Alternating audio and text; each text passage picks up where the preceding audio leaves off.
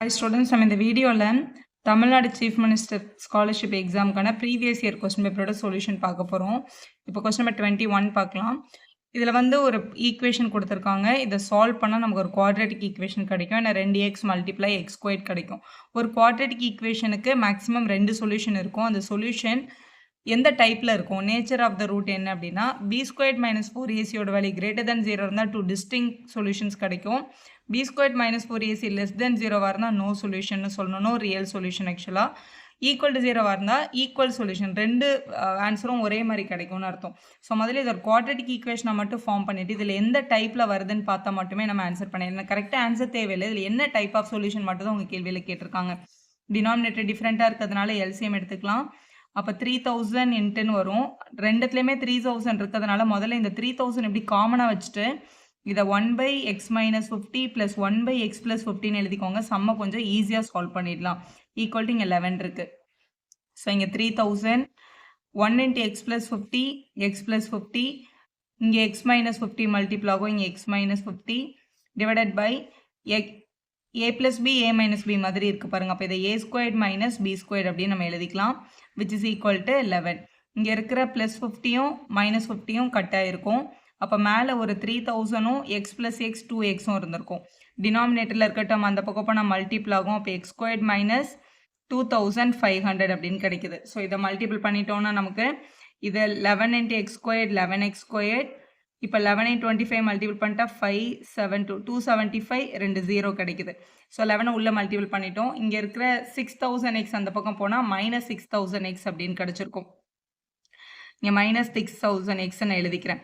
Equal to 0. இது ஒரு quadratic ஃபார்மில் கரெக்டாக எழுதிடலாம். முதல்ல 11x² இருக்குது, அப்புறம் ஒரு 6000x இருக்குது, அப்புறம் ஒரு 27500 இருக்குது, ஈக்குவல் டு 0. இது ஒரு எக்ஸாக்ட் குவாட்ரேட்டிக் ஈக்குவேஷன்.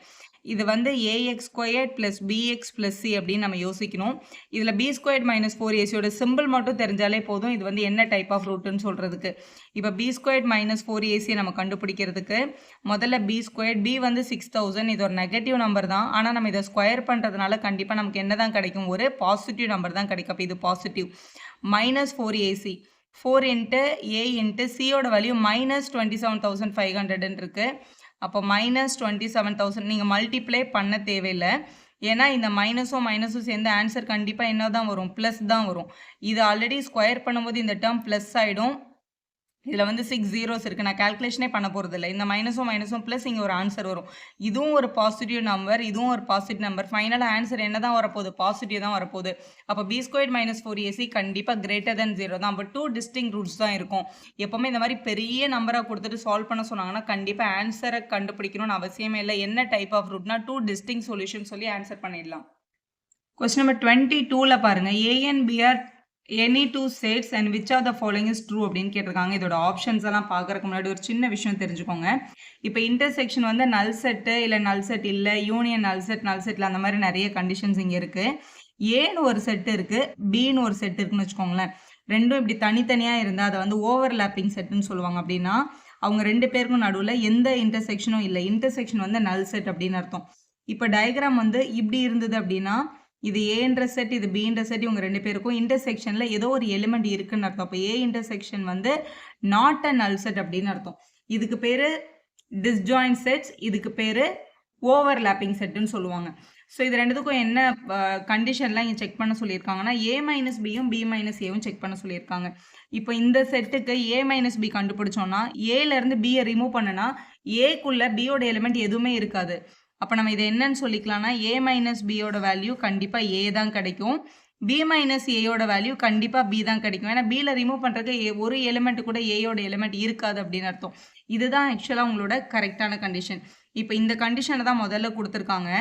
இப்போ a இன்டர்செக்ஷன் b வந்து ஒரு நாட் ஈக்குவல் டு நல் செட். இது நல் செட்டாக இல்லாமல் இருந்தால் அப்போ கண்டிப்பாக a - b வந்து ஏக்கு ஈக்குவலாக இருக்காது, b - a வந்து கண்டிப்பாக பிக்கு ஈக்குவலாக இருக்காதுல்ல அப்படின்னு சொல்லியிருக்காங்க. கரெக்டு தான். இது ஈக்குவலாக இருந்தால் இது ஈக்குவல்னு வரும், இது ஈக்குவலாக இல்லைன்னா இது ஈக்குவலாக இல்லாதுன்னு வரும். அப்போ இந்த ஃபர்ஸ்ட் ஆப்ஷனே அவங்க கரெக்டாக தான் கொடுத்துருக்காங்க. நம்ம அதர் ஆப்ஷன் செக் பண்ணவே தேவையில்லை. அடுத்த கொஸ்டின் நம்பர் 23 பார்க்கலாம். The height of the light house is 15 metre. So light house இப்போ கீழே கிரவுண்டு, இது 90 டிகிரியில் 15 மீட்டரில் ஒரு லைட் ஹவுஸ் இருக்குது.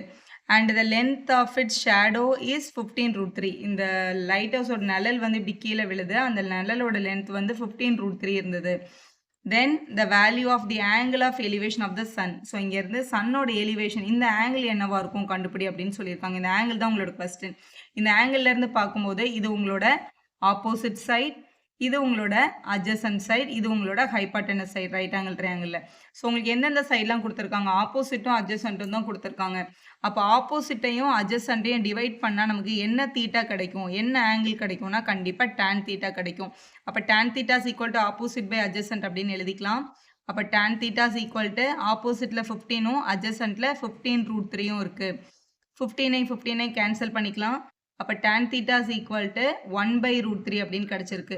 உங்களோட பேசிக் ட்ரிக்னாமெட்ரிக் டேபிள் வேல்யூவில் 1/√3ன்றது யாரோட டேபிள் வேல்யூ, tan 30 டிகிரியோட டேபிள் வேல்யூ தான் 1/√3. இது ரெண்டத்தையும் கம்பேர் பண்ணி பாருங்கள். தீட்டாக்கு நேரம் என்ன கிடச்சிருக்கு, 30 கிடச்சிருக்கு. அப்போ கண்டிப்பாக இந்த ஆங்கிள் ஆஃப் எலிவேஷன் வந்து 30 டிகிரியாக தான் இருந்திருக்கும். அதான் உங்களோட கரெக்டான ஆன்சர், பி ஆப்ஷனில் இருக்குது பாருங்கள். நெக்ஸ்ட் கொஸ்டின் பாருங்க. In triangle ABC AD BE CF are cevians. ஒரு ட்ரையாங்கிளில் ஏடி பிஇ சிஎஃப் 3 சிவிஎன்ஸாக இருந்ததுன்னா அவங்க ஒரு கண்டிஷனும் கொடுத்துருக்காங்க. 3 times AFBD is equal to 2 times DC into AA. இப்படி இருந்துச்சுன்னா சியோட வேல்யூவை கண்டுபிடிங்க, FB 6 இருக்கும்போது அப்படின்னு சொல்லியிருக்காங்க. ஸோ மூணுமே சிவிஎன்ஸ்ன்னு சொல்லியாச்சு. சிவிஎன்ஸோட ஃபுல் வீடியோ நம்ம சேனலில் இருக்குது, தேவைப்படுற ஸ்டூடெண்ட் அதை பார்த்துக்கோங்க, அது என் ஸ்க்ரீனில் வரும். இப்போ இந்த ட்ரையாங்கிளில் 3 சிவிஎன்ஸ் ட்ராப், அதாவது AF by FBயும் BD by DC அதே மாதிரி CE by EA இவங்க எல்லாத்தோட ரேஷியோவையும் நம்ம சால்வ் பண்ணால் ஆன்சர் 1 தான் வரும் அப்படின்றதான் நம்ம ரூல். இப்போ கொடுத்துருக்க கொஸ்டின்லேருந்து நான் இதை எழுதிக்கிறேன். கொஸ்டினில் இதுதான் உங்களுக்கு கொடுத்துருக்காங்க. இதில் நான் வேரியபிளாக ஒரு பக்கம் நம்பர் ஒரு பக்கம் எடுத்துக்கிறேன். மல்டிப்பிள் இருக்க DC by EA கீழேயும் இந்த 3 அந்த பக்கமும் எடுத்துகிட்டு போய்க்கலாம். இதை கொண்டு போய் இங்கே கொஸ்டினில் ஃபார்முலா சப்ஸ்டியூட் பண்ணுங்கள். AF by BD மேலே வந்து AF into BDயும் கீழே CEயும் EAவும் இருக்குது, டிசியும் இஏவும் இவங்க 2 பேரும். ஸோ இதோட வேல்யூ மட்டும் தான் 2/3ன்னு கொடுத்துருக்காங்க. அப்போ இந்த ஈக்குவேஷனில் இந்த நான் பாக்ஸ் போட்ட வேல்யூக்கு பதிலாக 2/3ன்னு போட்டுட்டோம் அப்படின்னா ரிமைனிங் இங்கே நியூமரேட்டரில் சிஇ இருக்கும், டினாமினேட்டரில் எஃப்பி இருக்கும். கண்டிப்பாக இதோட வேல்யூ 1 தான். எஃப்பிக்கு பதிலாக கொஸ்டினில் 6 எடுக்க சொல்லியிருக்காங்க. இப்போ இந்த இடத்துல நம்ம என்ன எடுத்துக்கலாம், 6ன்னு எடுத்துக்கலாம்.